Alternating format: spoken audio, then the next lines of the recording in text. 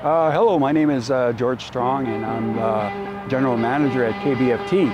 It's a very small station. It's only like 1,000 watts. And what we try to do is we try to flavor it to what the community wants.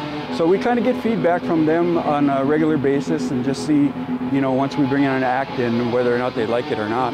And primarily what we try to do is program it so we give these underrepresented bands a chance to come through the area. And usually, like when they're doing this thing here, they're traveling through on their way to other venues. And so that's kind of what we feature on the KBFT airwaves. And we got a lot of strong feedback from our neighbors that they really do enjoy the music, our style of music, and then of course the sounds of Sihasin and the sounds of Bonnet. They're like, wow, I didn't know, about these bands, and they're just amazed at the quality of the music, and that we even our native people even do this style of music. So yeah, that's what we're about.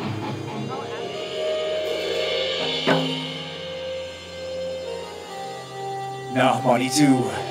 Nah, we do money too. Nana Boujou, get you money too. Bonnet is an incarnation of my ancestors, and it's kind of like a blend of the old tribal sounds, but done with more of the rock and modern instruments of today, such as guitars, keyboards. But then we also kind of go into the more of like a Western sound. We kind of experiment a lot, and there's a lot of learning, there's a lot of history. We sing about true things. We don't sing about any fiction. Everything is about history. Everything is about us as a people. And me being an Indigenous, Anishinaabe, Native American man, this is my life. And my life is gonna bleed into my art. It's gonna bleed into my everyday living, my everyday being, because this is who I am, and my music, that's how I express myself. I'm still part of our ceremonies today, and I kind of incorporate all that mixture into Bonnet. Children of Mother Earth, pray for those with no guardian, that together we may stand vigilant against those who seek to harm them. We pray for courage. Our spirits are enraged. The reason why we're here today is to reacquaint ourselves, or at least engage with our band members that are here in this community. So there's a lot of Bois Forte band members. I think the number I heard was like 180. So that's substantial, considering back home the population is at about 384, I believe. And that includes kids, and I'm sure the adult population is what's represented here in the number that I gave. So it's real important that we reach out and engage with our band members that were, removed, I guess, from our home area. Gitchi Odea Keying, that our language is beautiful. Gitchi Gumi is Lake Superior. We had names for all these places before the Europeans came, which are beautiful names.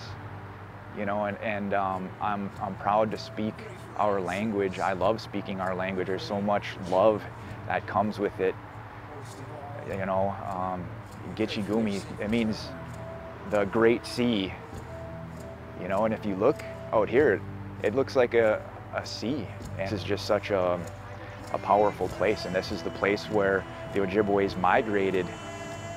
When they came up to the northern regions of Minnesota, they came through here, and a lot of the people stayed here because they loved it.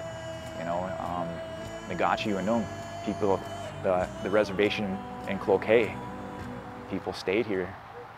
My tribe went further north, and up to Bois Forte, up to Net Lake, and we utilized the resources that were there. The wild rice, the food that grows on the water, but all these places have power. All these places are magical. And I could feel that right here just as we were talking. It's a powerful place.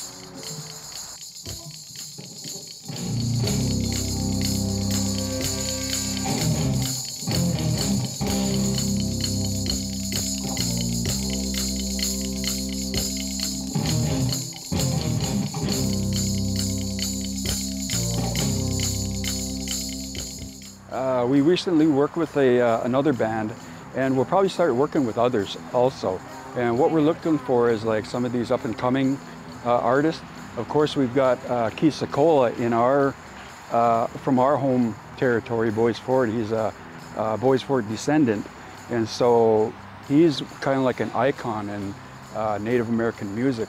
And so what we're trying to do is just inspire up-and-coming artists, especially in this area. You know, there's not a lot of, I would probably say, notoriety or pathways, you know, to get to where they want to go. And so that's one of the things that we want to provide is these opportunities. Maybe Sihasin will share a story, or maybe they'll meet somebody on the side and, you know, they'll get asked a question like, how did you guys do that? Or how do you do this? You know, I mean, and how do you do it?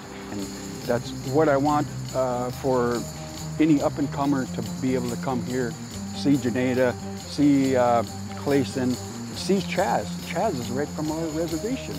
You know, I mean, we grew up with him. He was just a little guy when I was in high school, you know, and to see him doing what he's doing is just, that's what it's about, you know, is create these opportunities, create these pathways, and create this network.